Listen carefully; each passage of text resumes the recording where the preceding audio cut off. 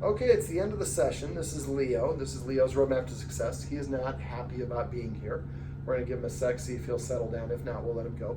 We don't want to restrain and keep him in a situation that he doesn't like. This is a little bit of a process called flooding, which I don't use very much because it is a little bit of force. But he is just so shut down when it comes to new people. I want him to have this experience with a new person who's not trying to pet him. I just want him to practice being touching. Dogs do associate touch with affection and love. And he's adopted through Little White Rescue. He's how old? I think he's 5. He's 5. He has no teeth, and really doesn't know any basic commands. And he has separation anxiety, cries and barks when left alone, and just really doesn't know how to be a dog. So we started off as a dog behavior session, but it really became a dog psychology session. All right, hold on. Now, if I let him up when he's struggling like this, that will reward that. He's told me he doesn't like this, so I'm going to put him down, but I wait for him to stop struggling. I'm going to support him by his chest. Wait for the struggle to stop. I know.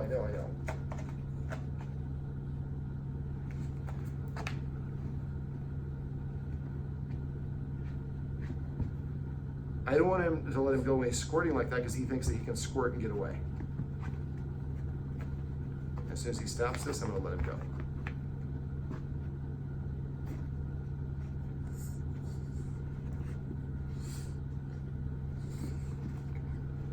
There you go. Now he does have a little bit of a, Gardenia didn't recognize it before, but he has a little bit of a hitch in his giddy up. There's a place called 5 Elements. They do doggy chiropractic. I've had a couple dogs that I've taken in there. You might want to go in there and have them give him an evaluation. They can do some chiropractic adjustments. They might tell you if he's got a problem with his joints or stuff like that. They're great, and I love, be happy to recommend them. They specialize in that sort of thing. Okay, so because he really didn't have a lot of basics, we really had to make this a much shorter session. So, crash. One of the things I want the Guardian to do, he actually sat, and I thought he was going to lay down. But basically, I'd like the Guardian to make a list of the official command words, and I'd like at least as many of these words as you can, at least half, but as many of these words as you can be fun words. Now, come and sit are pretty ubiquitous. Potty. But if every time he lays down, pet him and say crash or chill or flop, splat. Something that's a fun word that means to lay down.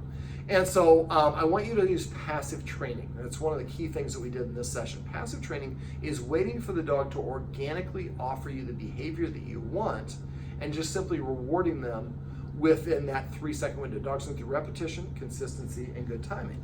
You have 3 seconds to correct or reward them for them to have the ability to make the connection, but it has to be repeated over and over consistently enough times for them to make the association. Now he did crash.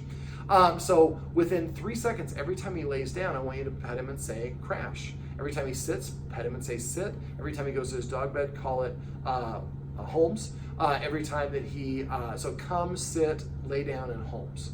Now I did show the Guardian how to use the clicker. So I'm going to leave the clicker with you as well as with these treats. What I want you to do today, and you have to remember this because by the time you watch this video, you're already going to be a couple days later. So I want you to grab about 10 of these little treats, and I've divided these into quarters because he's such a small guy. And he's pooped out, he's crashing out already. So you're going to throw one on the ground, and then the second he licks it up, right after it goes in his mouth, I want you to click. And then throw another one, click. I want you to do that maybe 2 more times today and 3 times tomorrow. So, and then you should be done with priming the clicker. We just want to create a classically conditioned response. So every time I hear the click, there's a treat on my tongue and the delicious treats. And after a while, the click is a positive marker. And we use the click to indicate the precise second the dog did what you want. So I want you to get a little dangly, kind of like what I will show you here in a second for my clicker that I use for puppy class. So we get all these electronic things and they have this little dangly that we don't use for anything. Makes it great for the clicker. So I can have it in. So if he sits down, I can get there within about 3 seconds. So every time he sits, and then you put the treat in his mouth and say the word sit after that. And there we go. They're both going not where I want them to go. But that's okay. So the idea is, let's see. and this is what we went over in the video above, is just breadcrumbing the treats and let him approach and move away, approach and move away. And he's a little white rescue dog. He has a problem with his back leg. It's not entirely inconceivable that he was kicked or something negative like that happened. But if he does have some sort of pain issue, that can be something that affects him psychologically as well. And so just going to the folks at 5 Elements would be a great way for them to kind of look at his back leg, try to identify which leg it is, maybe videotape it a little bit if you see him walking a little bit weird so you can show them. And they'll kind of manipulate the leg and they'll go through his spine and see if maybe there's something that that didn't heal properly or something they could do, or maybe give you some joint meds or something like that. Okay, so for the clicker training, what we want to do is every time he sits, and then put the treat in his mouth and say sit. Every time he comes to you, and then give him the treat and say come. Every time he lays down, and then pat him and give him the treat and say crash or chill, whatever the word is. Same thing with Holmes for the dog bed. So now we're going to try to teach him sit, down, come, and go to the dog bed on command. So now we have a little bit of a vocabulary to start off. Now, if you don't have this handy with you or don't have any treats and he sits down, just say sit and pet him if you can. If you get up to go pet him and he's going to get up, then you can just say the word. It's not as impactful as if you were to use the clicker and the treat and the word. That's the most impactful way. It's going to make the best benefit, but it's very much a numbers game. So for every time he goes to the dog bed, you say Holmes. Even if he didn't get the treat or the reward, it's still associated. When I go here, I hear the word Holmes. And some of the time there's a treat here. Now, the dog bed was kind of tucked between where the Guardian's filming ring right now from her primary chair, and there's a little space between this and the chair and the wall, and that's where he hangs out. He actually just went there and crash. So he just went there and laid down. Now that wasn't ideal because he got up to go get it, but you could just say crash when he lays down. So what I had her do is take the dog bed out, and there's a little kind of quasi table, and I had her move the dog bed in front of the, on the other side of the table. So we moved it maybe about 1.5 feet. He's still going back to where the dog bed was instead of going to where the dog bed is. So until he's going back and sitting in the dog bed the way that he used to, I don't want you to start moving it like I'm going to talk about. Now, to get him to go to the dog bed, what we did was we'd show him we had a treat, and I think he might have some visual issues or some auditory issues or maybe both, because I was throwing him, he was not tracking it. Dogs usually track things pretty well, and they're very attracted to movement. So I finally had to go into the dog bed and put it in there and drop it in there for him to see it. And every time he put at least one paw in the dog bed to go lick it up, we said the word Holmes every time it went in his mouth. So if he just goes over there and just leans over, don't put it right in the front part of the dog bed, put it in the back part of the dog bed, so he has to put at least one paw. And so now you put the treat in there, he goes in there and he licks it up and we say the word Holmes. So first we do it, usually do what I do is I throw, and you might have to kind of show him and slowly move it over there and drop. So we end up repping. It's kind of what we did in the video above, back and forth, going and approaching the dog bed. And every time I go there, something good happens.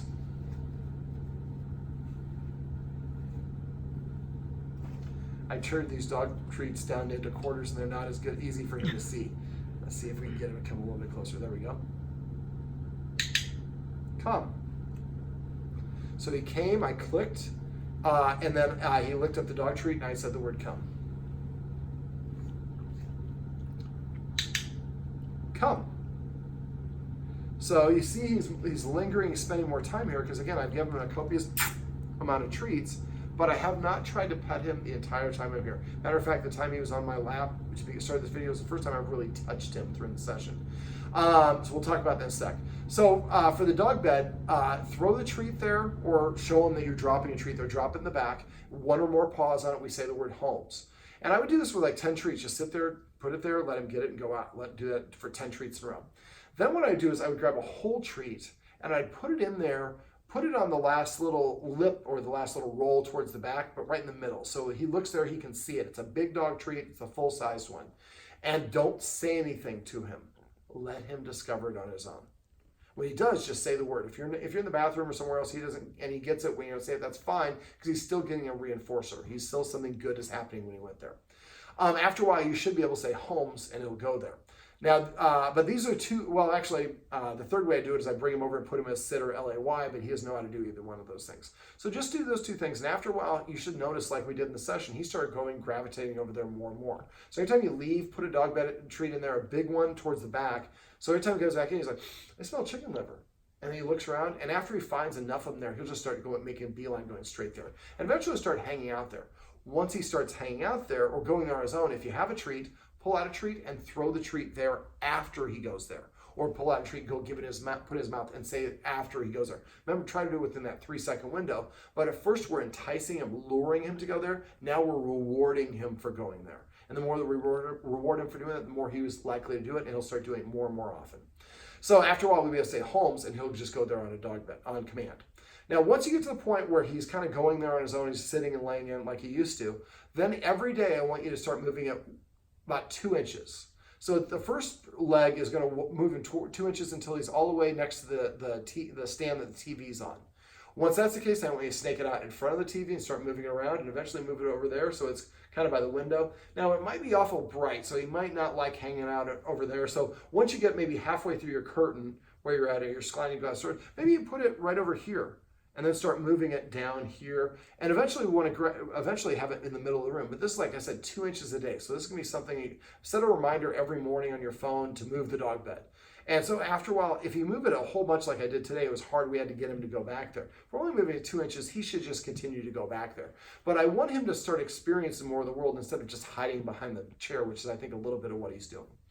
Okay, so let me see. So passive training is going to be a key deal here. You can also use it for water. The water dish is right now kind of the place that he hides. I like the water dish and his food dish to be in the kitchen.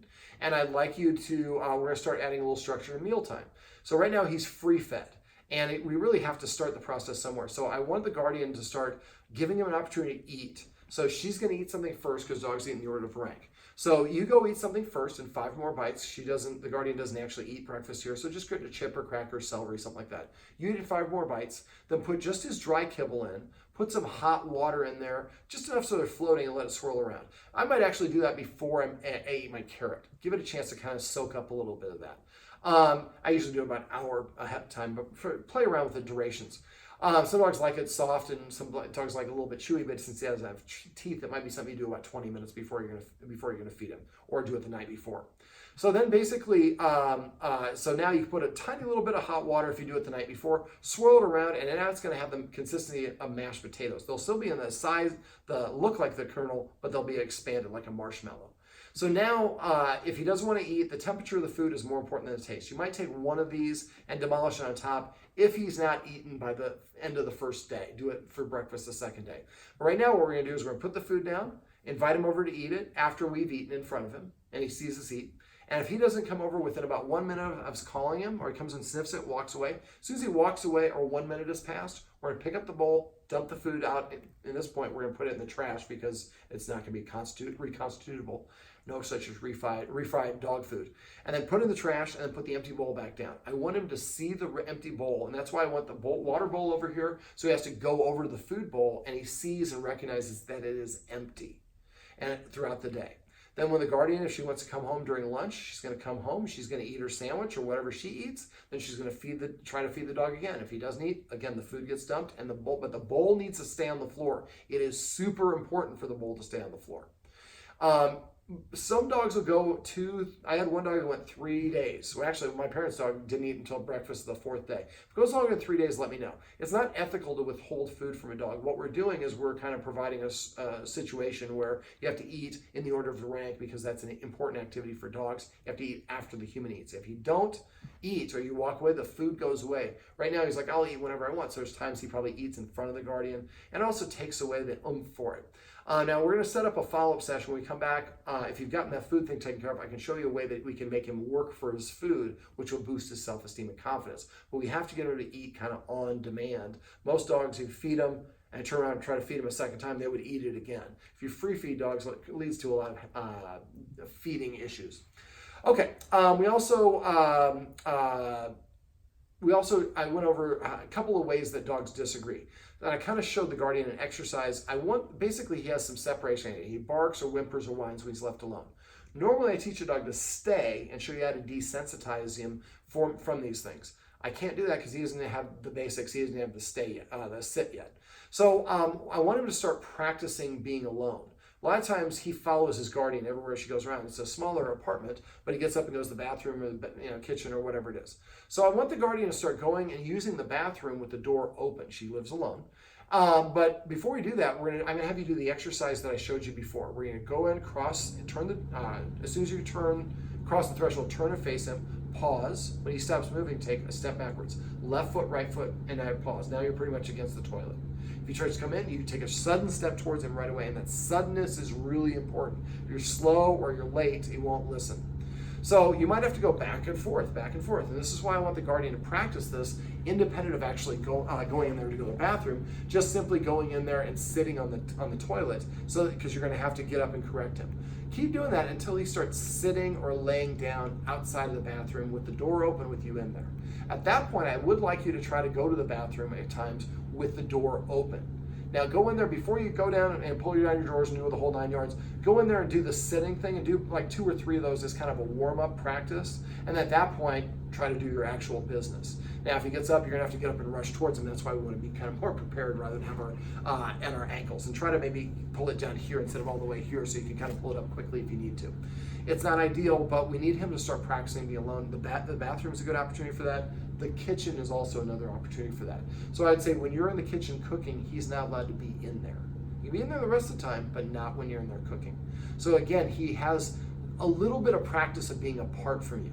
You can't, I can see you, you're not there, you're not leaving me alone, but I can't be right next to you. And that is practice. Most dogs with separation anxiety freak out because they go from 100% access to their human to 0 when you leave. And there's nothing in between. Having the dog practice being outside the bathroom when it can see you, and eventually outside with the door closed, you can go back to that, or in the kitchen, but I like the door being open, so that way the dog is doing the restraining, not the door. And so this helps the dog practice being alone in an easier capacity, maybe at 10% instead of 90 or 100%. So try to do that in different places. Now for the separation anxiety, a lot of times there are triggers that the dog responds to. I always sit here and put my shoes on before I leave. Well, then sitting here and put my shoes on is an indicator I'm about to leave. So what you want to do is kind of methodically identify the things, the departure ritual that you go through. And then you want to practice them out of context without leaving.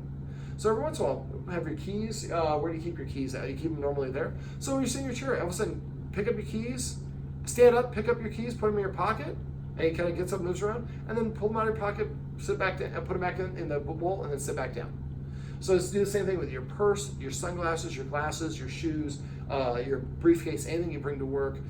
If you wear a uniform to work, I'm guessing you don't for your job, but certain work clothes that you do, we have these rituals.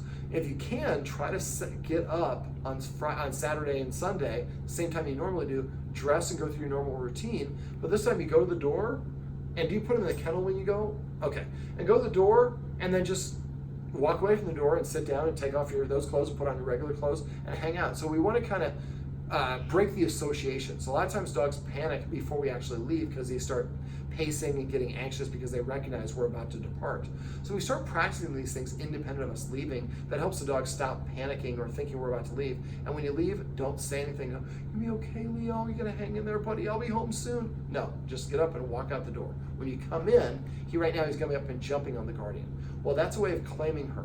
I think his problem is he is an insecure dog, and then at times he thinks he's in charge because he tells the guardian what to do and she does it. So what we're gonna do, and when she comes home, he jumps up on her and she pets him. Well, anything your dog is doing when you pet it is what you're reinforcing. This includes unbalanced states of mind, which I will talk about again in a minute. Right now, when you come home, don't let him jump up on you. Kind of step aside and shimmy as you need to, but just ignore him completely besides not letting him jump up on you. Don't pet him.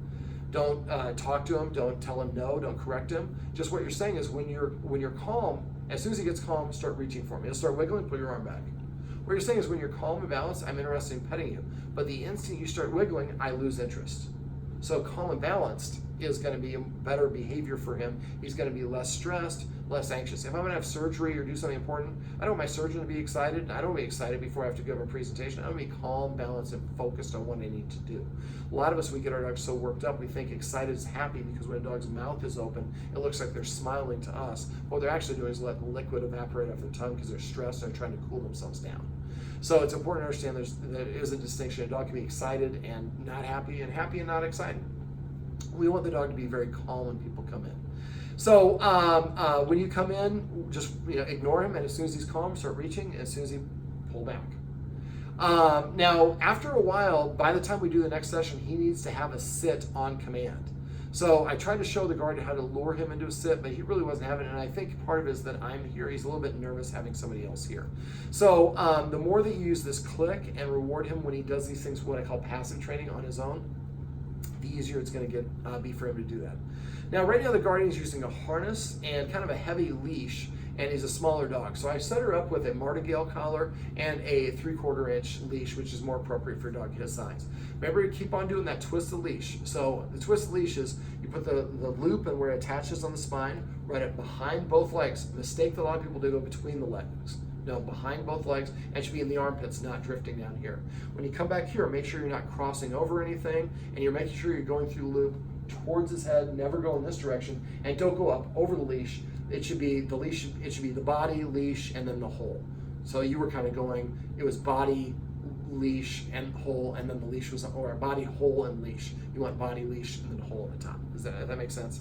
And you can go up or down either direction. When you're doing it, make sure you hold the leash like this, wrap it around your palm once, and let your arm go limp if he stops. Do not stop when he stops. Now, on a walk, what I would do is kind of pick and choose your portions. I would kind of want him to sniff and have a good time on the walk, but if he's looking for squirrels and all that fun stuff the whole time, that might be a little bit out of balance. So maybe there's sections where he has to walk next to you, and then sections where you undo the part around your, the extra wrap, and you give him a little bit of freedom. It's important and stimulating for him to sniff with his nose, but if he sniffs every single second, you're not going to get very far on the walk. The martingale is really more to make sure to give you a little bit more control in case you need it, but more to make sure he doesn't slip out. He's a dog that he's not going to come to anybody. He doesn't like new people. So if he gets loose, that's going to be a really bad situation for him. Now, when you do want to correct him, and again, you don't want to do a lot of corrections on this for him. But if you do, the correction is to pull the leash directly up. That's why I had you wrap it around your palm once, because if he's in front of you and trying to pull up, you're actually pulling backwards, which causes him to want to pull forward. And dogs have what's called an opposition reflex, so they're programmed to push or pull against pressure. So try to do as little leash corrections as possible. The best idea is, like I said, we want him to have a good positive experience. Now, I'd like the guardian to kind of practice this stuff for a couple weeks, we're in September. So in the middle of September, I want you to call Becca, our booking coordinator, actually, you can wait till the end of the month. Wait till that, and then call her to schedule, let her know where you're at. I've got him to sit on command and a couple of these other things. Once you've got the sit, what I'd like to do is have you schedule a follow-up appointment, but I'd also like to arrange to have him come to one of our small breed puppy classes. He doesn't really know, he's not dog aggressive, but he doesn't know how to be a puppy or be a dog. Well, if we put him around some puppies that are very young and boisterous and they're smaller than he is, I think that'll be a positive association for him. And then he might develop some good social skills, a thirst for wanting to communicate and interact with dogs, as well as, a good role model. These dogs are jumping around doing all this stuff, and he's kind of shut down a lot of his aspects of life. We want him to start picking things up. And being around some, we call that habituation, putting an unbalanced dog or dog with issues around some healthy dogs, in this case puppies, so we can kind of rub a little bit of good energy off. So what we're going to do is, in about a month, when you get towards the end of the month, call Beck at that point, because I'm usually booked up on a month in advance. But like the end of September, call Becca, tell her you want to get something in books. It'll be a couple weeks after that, and we'll do a 1-hour follow-up session. But also at the same time, to say David also wanted to get me in a small breed puppy class. We call that our 101 class. And so we're going to get in with these tiny little puppies, hopefully not tiny, but dogs that are going to be smaller than he is at first. Then if he keeps going to classes, these puppies are going to get bigger than him, but he's going to have that memory of them being smaller and less intimidating. We also have people in the room, and so we'll tell the people to ignore him, but now he practices walking around people. The people drop a treat, possibly. Sometimes that's problematic with the puppy class, but even just being around people who don't try to pet me or look at me and talk to me is beneficial. Let me think. I think that's pretty much it. We covered the exercise and stuff in the video above. Do you have anything else? Make sure you are, we stop, I talked about free feeding, right? Mm-hmm. So, make sure you're eating something first before you feed him. Did we talk about free feeding in this video, or we just talked about it before? In the video. Okay, great. I get punchy after a while. I cover so much stuff. I want to make sure we have it all in here. So if things stop working, please call or text me. The number I called you from is my primary cell. Program it in your phone, so you can always reach out to me. But yeah, we want to build up some core, some self-esteem, some core basic obedience, and some basic lessons, and then start building on that in the next session. He's a great dog, and he came a long ways in this session, taking treats from me right out the get-go. And I think as we reduce his burden of responsibility and help him start to see his guardian a little bit more like a leader, because she pets him for things he wants, she wants, accepts, yeah, if I can speak, things that she wants, the more like he's going to be emulating those behaviors. And after a while, he should just come start sitting in front of you pretty easy, and then eventually you say sit, and he'll sit. Make sure you keep on petting him under the chin as much as possible and avoid reaching over his head. Well, I would normally say this is Leo, but he's asleep. We're not going to wake him up. But this is Leo's roadmap to success. Remember, everything you do trains your dog. Only sometimes you mean it.